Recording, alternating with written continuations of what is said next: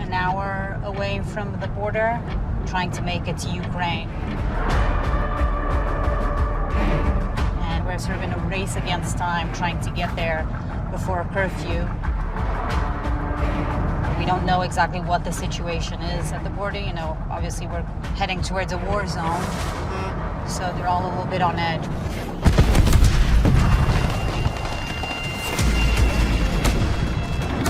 Moscow has now unleashed Europe's largest ground conflict since World War II. We are facing an unprecedented act of aggression. This isn't my first trip into dangerous territory. For nearly 2 decades, I've pursued and exposed the world's most profitable black markets. But I've never encountered any product quite like this.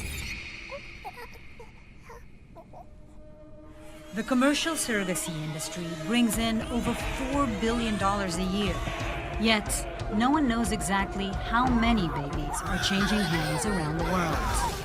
The industry is outlawed in much of Asia and Europe, but not here, in war-torn Ukraine. A basement serving as a bomb shelter nursery for 21 surrogate babies. I was shocked to discover that Ukraine is one of the world's top destinations for commercial surrogacy, and that many of these infants trapped by war are American babies. This story sent me on a journey to expose the dark side of this global market, where surrogates are being imprisoned, raped, and even left to die, manipulated by shadowy players who profit from the wounds of vulnerable women. They are very desperate girls. I lure them into a more lucrative shortcut to make money, to corrupt their minds.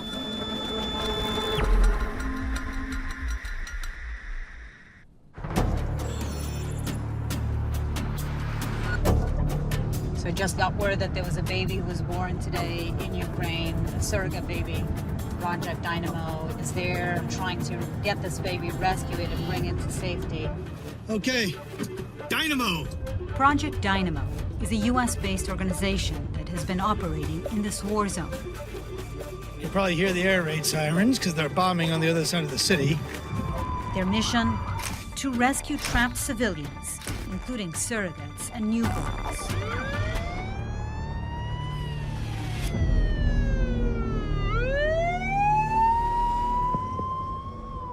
Mariana Van Zeller, we're Ukraine? Yes, Lviv. Okay.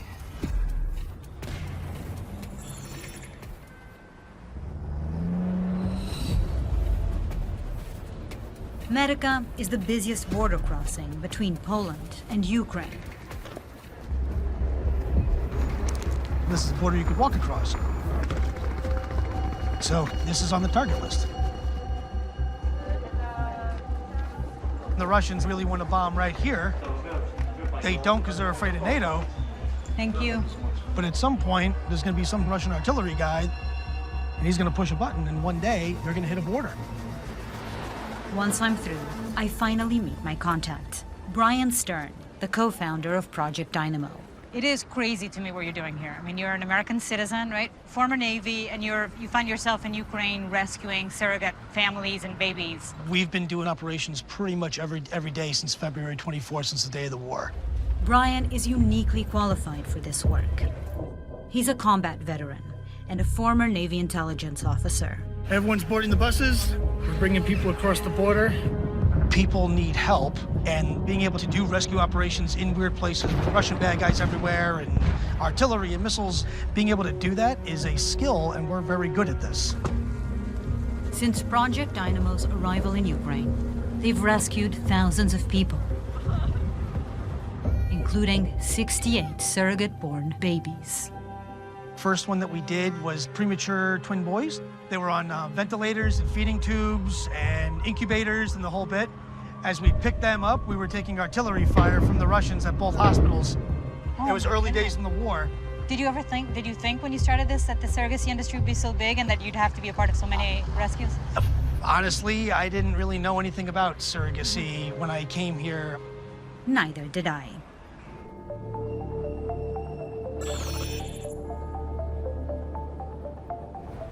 Before I set off into Ukraine, I tracked down a Ukrainian surrogate named Olya, who sought refuge in Poland.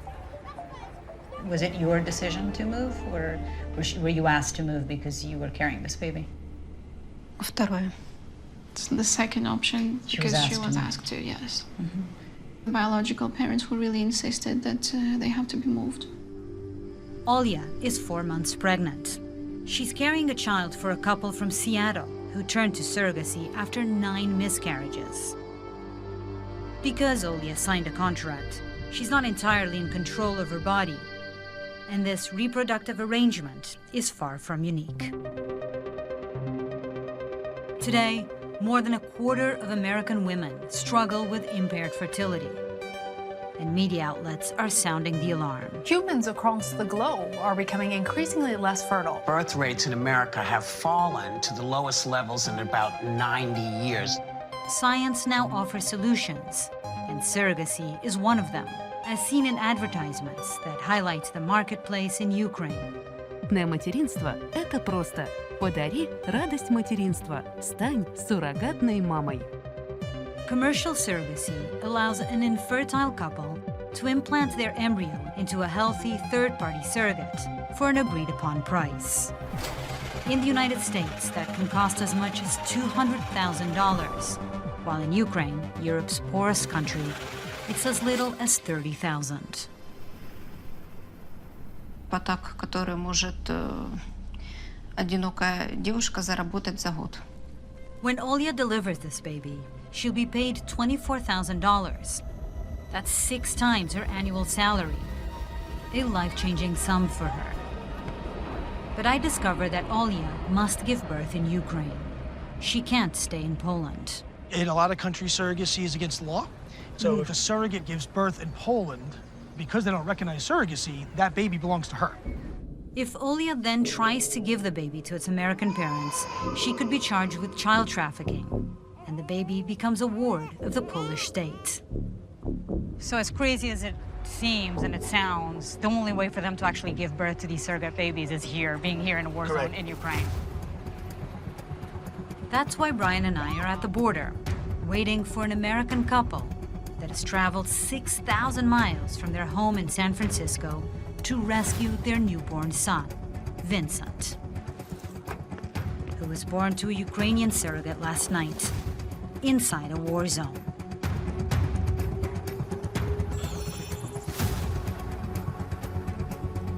People get killed out here every single day. I mean, this just happens. They're not safe until they're safe. Brian and his team quickly move us to an undisclosed safe house outside Ukraine's westernmost city, Lviv, where I finally get an opportunity to speak with baby Vincent's parents. Did you guys always want to have kids? Was that always the plan? Absolutely. Yeah, definitely. Absolutely. You know, I mean, obviously there's the family element that are like, Geo, it's your turn, you know, everyone's gonna have families now, what's going on, you know, and that's kind of the Asian family thing, I guess. It's a Portuguese family thing, Yeah, too. Portuguese too, right? But in our hearts, too, we both wanted children. Geo and Candace have known each other since childhood. But it wasn't until their early 30s that they reconnected, fell in love, and got married. When Candace was diagnosed with uterine cancer, the couple turned to surrogacy to start their family. It was too expensive in the US, so they traveled to Ukraine for the procedure and were told to return in about 9 months. But then, the Russians attacked. It was scary. It's definitely scary. Right. With their baby in harm's way, they knew they had no choice but to come rescue him. We wanted to nurture someone. From the moment he was a little peanut, and we couldn't get him off our mind. The whole concept. You know? It is the best thing in the world. Amen. Thank you. But rescuing Vincent isn't guaranteed. There is no embassy to call. That's not here. If things go wrong, it's our problem to deal with. So we are very much on our own.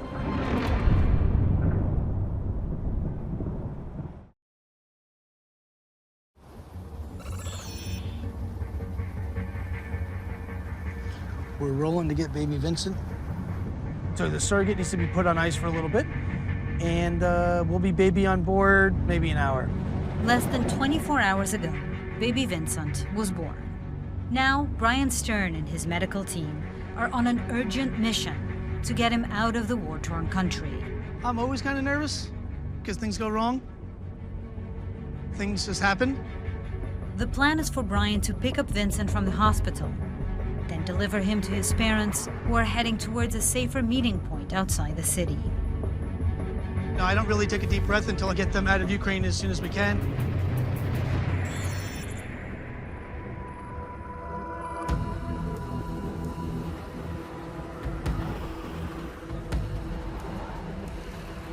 All right, rock and roll.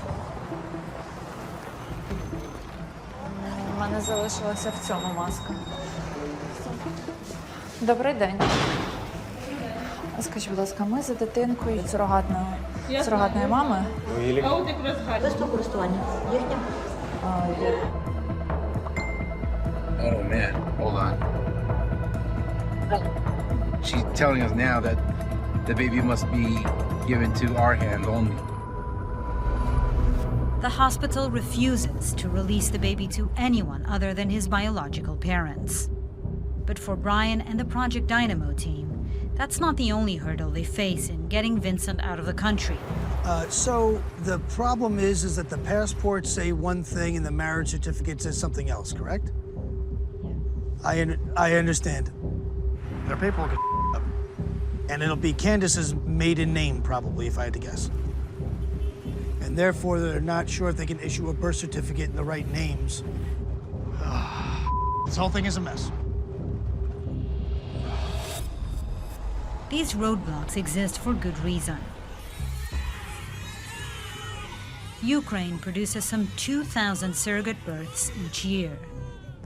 It's critical that they make sure these babies don't get misplaced, or worse, trafficked. Project Dynamo is fighting the good fight, helping to unite desperate families. But the chaos of war could have a profound effect, pushing the surrogacy market into less regulated countries. There's been a storm of controversy over the Indian government's move to restrict child surrogacy. It considers it a rent-a-womb industry that exploits impoverished young women. India was once the top destination for commercial surrogacy, before the country banned it in 2015, when it discovered women were being abused and exploited, and an untold number of babies were sold onto the black market. Thousands of miles south of Ukraine, I've heard these horror stories are taking place in one of the industry's newest frontiers. It is every woman's dream to hear a son or a girl calling you mommy. But white people should not take advantage of African.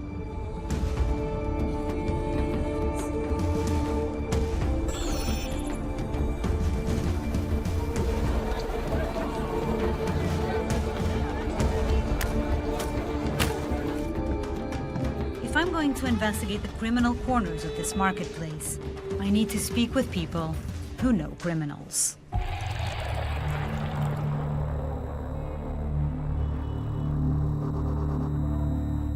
That's why my Kenyan contacts put me in touch with these two women.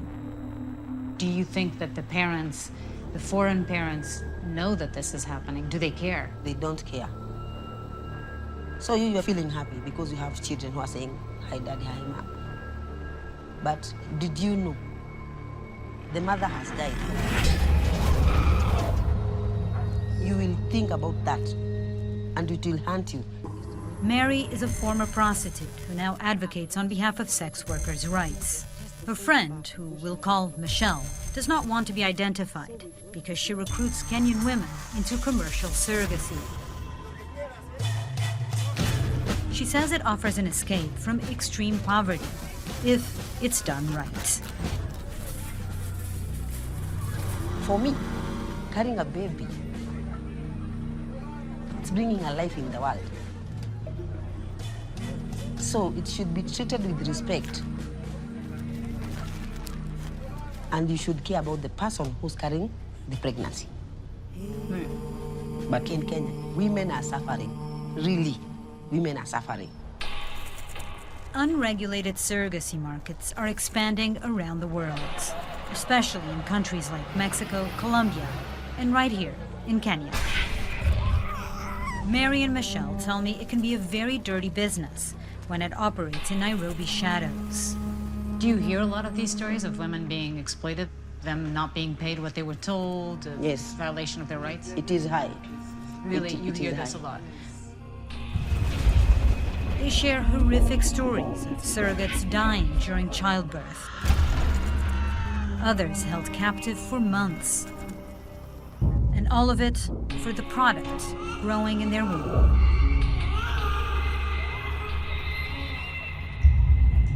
The entire process costs tens of thousands of US dollars, but many surrogates get paid as little as $500. The money you're given, it's peanut. Surrogacy isn't technically illegal in Kenya.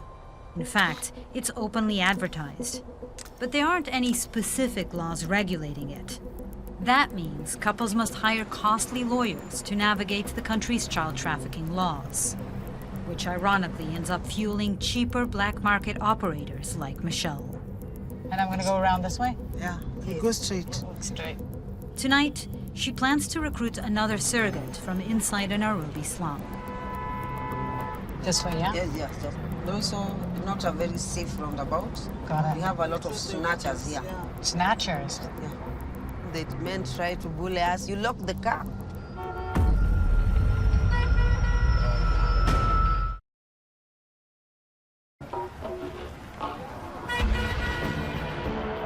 Far away from Nairobi's tourist districts, Michelle offers to show me how she recruits surrogates. So where are we going? We're going to meet a lady that I'm expecting to be a surrogate on behalf of the couple that is in Germany.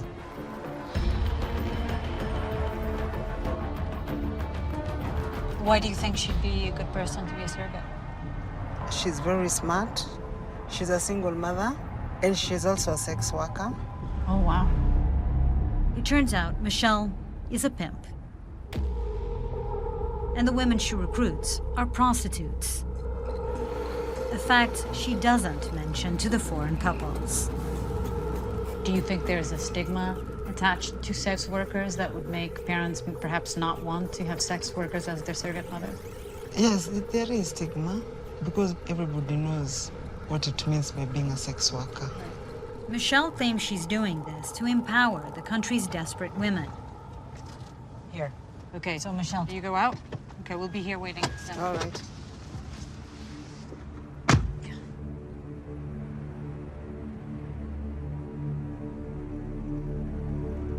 She went inside.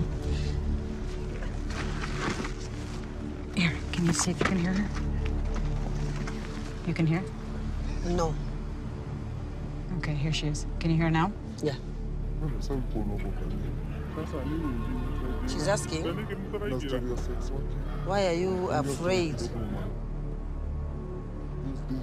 And she's saying, you know, sex work and carrying pregnancy is a different thing, and I didn't know what I'll go through. Michelle's saying, I'm giving you business. Don't you want it? You don't want to live a better life? She's saying, if they will pay me better, and as long as my children will have a better life.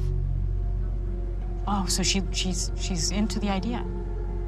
I'll be in as long as I get money. They have agreed it's okay. You feel good?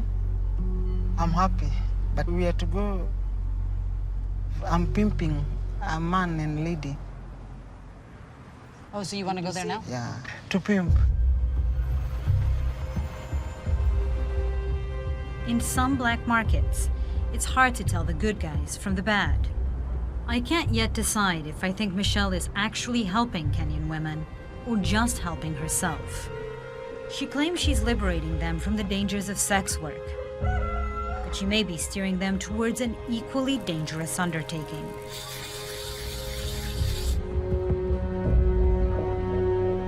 following morning, Mary takes me to meet a former surrogate called Ashley, who experienced these dangers firsthand. My mom had 5 children. She was a single mom. I saw her, she was struggling to raise us, so I had to join sex work. About a year ago, Ashley was approached by a surrogacy agent, a well-dressed Kenyan woman in a fancy car, who began grooming Ashley.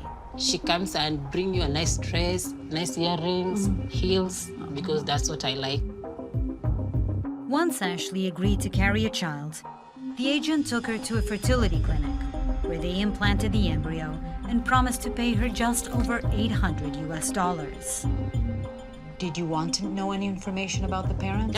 Yeah, but they told me no, that's confidential. I'm getting paid not to know anything, just to give them what they want. Ashley was given a strict set of rules. She couldn't tell anyone what she was doing. She couldn't contact anyone. She could never, ever leave the apartment. You are not allowed to have friends. Did you think it was strange that they didn't let you get out of the house? They told me that it was security purpose. Maybe I'd run away with the pregnancy. Maybe I decided to abort. Ashley's rent was paid for, and every week, someone brought her food. Sometimes they'll send a man, sometimes a woman, and they were always wearing masks. Oh, so you wouldn't be able to see who it was? Even though they told you the rules was you couldn't tell anyone, why didn't you? Because I've heard stories that if you go back from your deal, they can kill you. What happened next almost did kill Ashley. Her body began cramping and bleeding. She was going into labor. Ashley was rushed to the hospital. Did they know you were a surrogate, or did they think you were just a pregnant I wasn't asked any question. No one was talking to me about anything. And you never saw the baby? You don't remember delivering? It was a boy, but after I gave birth, I never saw anything. They said they are injecting me so that I'll stop bleeding because I was bleeding a lot.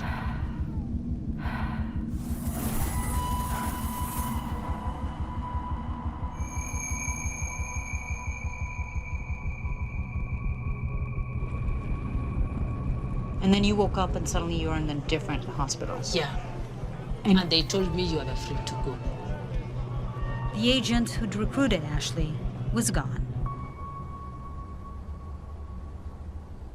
They don't even care whether I died. If I bled to death, it was not their concern. They got what they wanted and they disappeared. So they didn't actually pay you the whole money? No.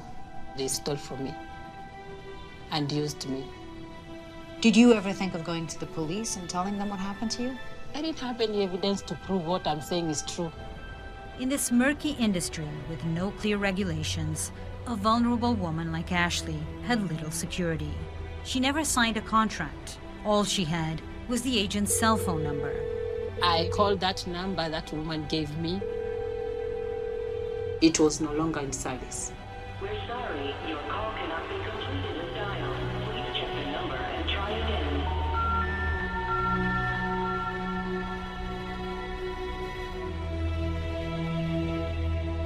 These girls, when you get them from the village, they are basically uneducated and they are poor.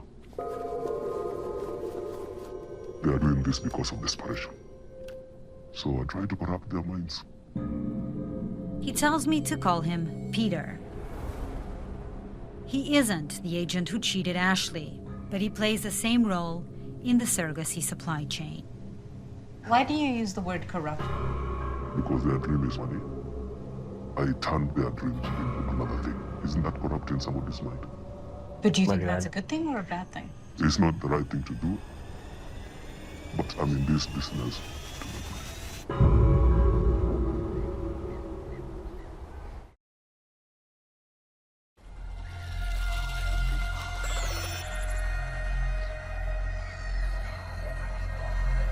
The girls who come to the city, they have just 2 dresses, 1 pair of shoes, and they have nowhere to sleep, even that night. That's why they contact me. Even today in the morning, I had 4 wanting to go. Wow. So you recruit young female workers? Young female workers. Peter runs a legal employment agency that places Kenyan domestic workers in households throughout the Middle East. But that's not his only source of income. Let me make it simple for you. My company is both a decoy and a genuine agency. You understand? I do. Peter is simultaneously managing his employment agency and a black market surrogacy operation. I lure them into a more lucrative shortcut to make money. Do you make more money from sending these women abroad? No, I make more money on surrogacy. Even though surrogacy isn't illegal in Kenya, doing it lawfully can be challenging and cost prohibitive. And that's where Peter's operation comes into play. Peter is the powerful liaison between infertile foreign couples and some of Kenya's most desperate women. And he claims to have used these women to successfully deliver babies to clients from Russia, Turkey, the Philippines, and yes, the United States. For his part in the operation, he tells me he receives somewhere between $20,000 and $40,000. Of that money that you receive, how much of that money goes to the surrogate mother and how much of that money goes to you? We negotiate. Sometimes they're very difficult. It's me carrying the baby, I have to take more. I mean, they have It's the a give and take, and they have a point. Yeah. Yeah. Because you are in the perfect position to exploit I those mean, girls, I right? can exploit them if I want. And so do you? Peter tries to persuade me that he's an honest broker in a dishonest business. I am normally very good to them. Where would a guy like that make that kind of money in their life? He tells me he's not the only one running surrogates in Nairobi's shadows. A lot of people are doing it here in Kenya. A lot of people. And why do you think that is? Why Kenya? We get away with a lot of things in Kenya. So the plan now is, We head to the safe house? all right, go back to the main road.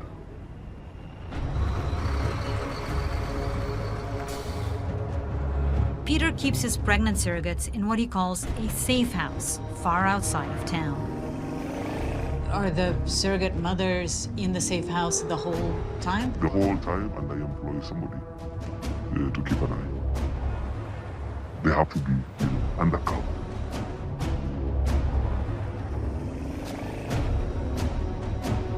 Are we close?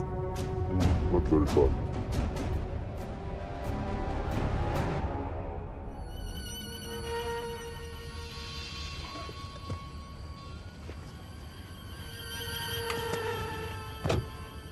Sometimes they have complaints. Human beings can never be satisfied. They say the safe house is not good. I'm being watched over like a kid. I want to be free. I want to walk around. One of the things that Peter told us was that he prefers if the women stay in the house and don't go out for big walks or don't... He doesn't like it. He doesn't like it. I managed to convince Peter to wait outside while I interview one of his surrogates, Sylvie. Do you ever leave the safe house or are you here all the time? I don't leave the house. Ever? I only go upstairs where we hang our clothes. For my exercise, I do it here. I walk here. And so you never ever leave? I don't leave.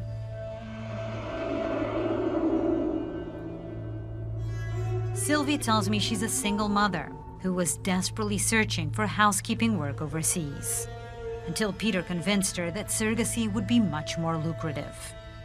My kids don't know, my family don't know, my mom doesn't know. Nobody knows apart from me.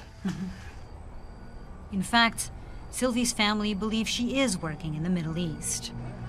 That's why Peter's safe house is located on the outskirts of the city, far away from anyone who might recognize Sylvie. Can I ask you how much money you're making? That is private. I don't like sharing that part. Can I just ask you if it's more than $5,000? You know, it's less than. So it's less than $5,000. Yeah. That may not sound like much, but it's a significant amount of money in a country where a third of all Kenyans live on less than $2 a day. And Sylvie tells me it will change her children's lives for the better. He didn't force me. He didn't trick me. Maybe that's what he thinks, but... That's what he said. That's how he said it. I'm doing it from my heart. I'd really love someone to feel how I feel as a parent. I came to this safe house expecting to meet a deliberately misinformed surrogate under Peter's control. But Sylvie knows that she's likely participating in a black market. One with no guarantees and potentially life-threatening risks for her and the baby. Were you concerned about that? Did you ask those questions? I did, but I had already decided I'll do it. When you come from poverty, any offer is an offer. As long as this offer brings money, you know? It seems everyone I've met is taking calculated risks for the money. But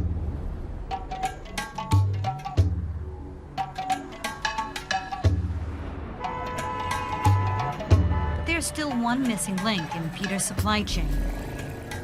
So we've been trying to get a doctor to talk to us because one of the things about the surrogacy industry is that without doctors, it really doesn't work. And we've been hitting brick wall after brick wall. They stand to lose a lot, including their jobs if they talk about this. But Peter has convinced his doctor to meet us today. I've heard he's super nervous, but I'm hoping that we can convince him to talk.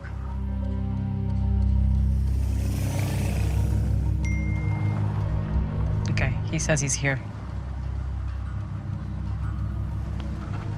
I think that's him.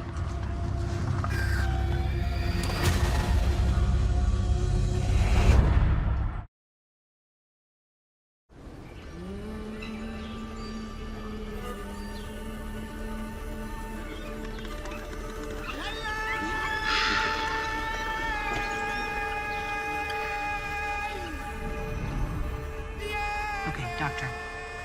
What do you think would happen to you if you were caught? One, I'll lose my license. Two, I'll fall into jail. For a couple of years, I don't know. And I'll definitely lose my family. This is the doctor that's the linchpin in Peter's black market operation. While Peter oversees the foreign couples, the surrogate recruitment, and the safe houses, it all means nothing without a medical professional who can supervise the pregnancy. And because the doctor works at one of Nairobi's best public hospitals, he has the perfect cover, delivering illegal surrogate babies without raising suspicion. Doc, how did you get involved in the surrogacy business? It took them a lot of time to convince me because I didn't want to get involved in it. And so what convinced you to do it then? I did it for the money. The other reason was I looked at the ladies who are getting into this business and I thought this is a big break for them. They're going to make money out of it. How can I make it safe for them? I don't want anybody dying on my hands. Sub-Saharan Africa has the world's highest maternal mortality rates. A Kenyan woman is 15 times more likely to die during childbirth than a woman in the United States. The doctor tells me he personally knows of Kenyans who've died delivering babies for foreign couples. But because this is illegal, their families never find out what happened to them. Are you getting emotional talking about this? Yeah, definitely.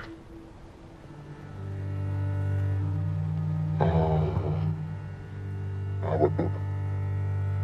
What if that was my daughter? How many other doctors are out here in Kenya doing this? I think there are a dozen of us doing it. A dozen? Yeah. The doctor tells me he's delivered surrogate babies for Australians, Canadians, and Americans. Sometimes 5 babies a month. so many that he's lost count. So why did you agree to talk to us? Well, I agreed to talk to you because once this is out to the world, we begin to get proper solutions, proper legislation to make it legal.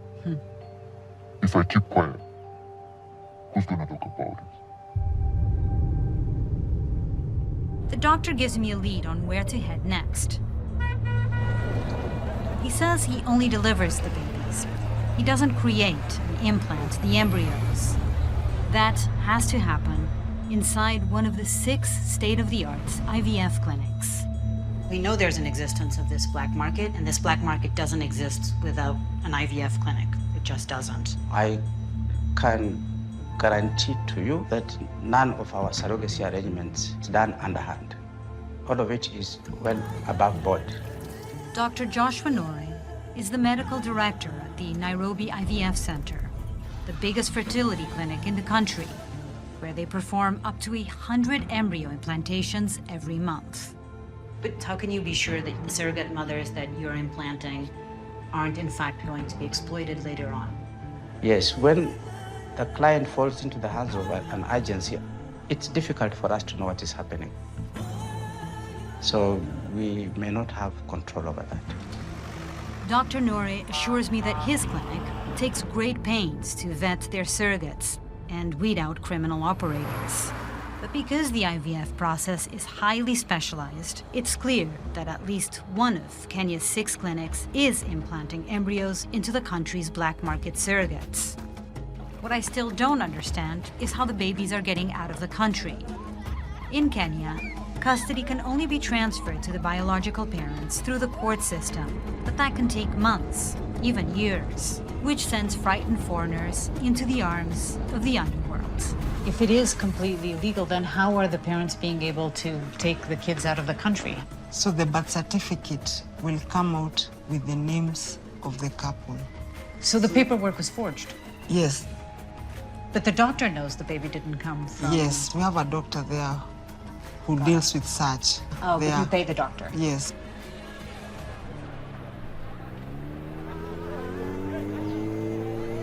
I came to Kenya in search of a black market that operates in Nairobi shadows. Instead, I uncovered an open secret, one that takes place in broad daylight. And after everything I've witnessed, it's hard to believe the couples from places like Australia and America are kept completely in the dark. Do you think they know that... I tell them. You tell them, look, what you're doing is actually illegal? It's illegal, so we have to keep this in confidence. And what do they say? You know, for desperation of having a child, they play with my son.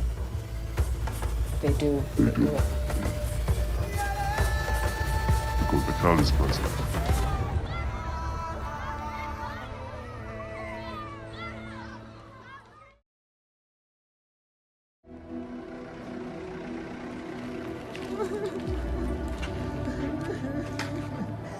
Once again, in the center of Europe, innocent women, men and children are dying. By the 4th month of the war in Ukraine, nearly 9,000 civilian casualties were documented across the country. This grim statistic wasn't going to deter one American couple. Whether it takes a war or, whatever for us to go through to get to this. That's nothing to us, It's all worth it.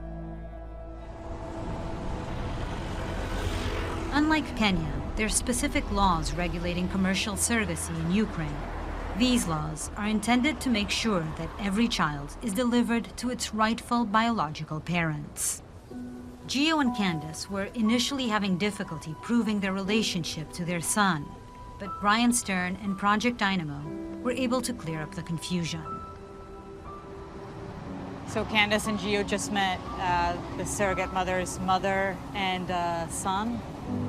The surrogate mother is inside with the baby, and this is the moment of the big meeting. They're very, very anxious and nervous for this moment. You guys ready? Yeah. You guys ready? Yes. I'm ready. You ready? You want to meet him? Oh my God, that's the surrogate mother.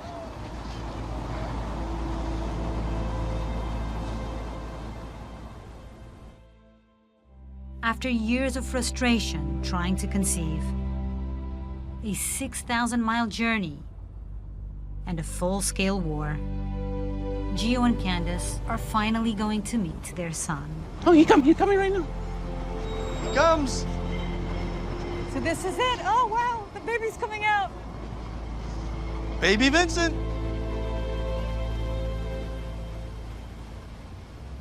What's the first thing you're gonna do when you see him? Baby breath. It's everything.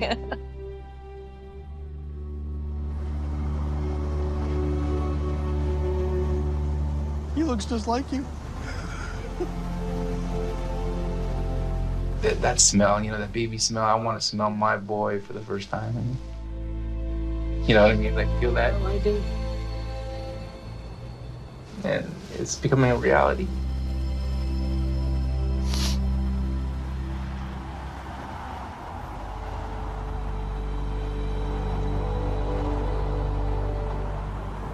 Vincent.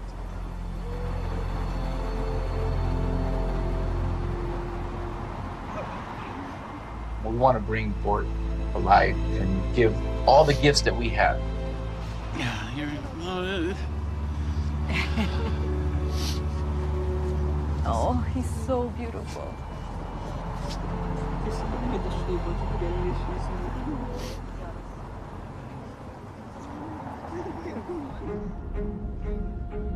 As this American family makes its way out of war-torn Ukraine, there's no doubt that of all the products I've pursued in my career, this one is the most beautiful. This is a marketplace that isn't initially motivated by greed, but by love. But like so many industries, without strict regulations, profits are valued over people, even if those people are pregnant women and unborn babies. In these places, everyone is at the mercy of the black market. And can I ask you, Agnes, how much money are you making from surrogacy? $25,000? Yes. Agnes is another sex worker Michelle recruited. But the payment she's been promised sounds extremely suspect. It's far more than any surrogacy offer I've encountered in Kenya. That's a lot of money. Is she really going to get $25,000? Yes, she'll get. We are going to transfer that money into her account maybe on Friday. Agnes is already 7 months pregnant. She's carrying a child for a German couple. Have you received any money whatsoever, Agnes? Nothing yet. Doesn't part of the money should come before? Yes, I told her when the money will be deposited, I will take it to her place. It is okay. But that's really risky, considering you're already 7 months pregnant. Are you sure you're going to receive that money? You trust Michelle? From what I've seen, trust isn't enough to protect Kenya's surrogates from exploitation.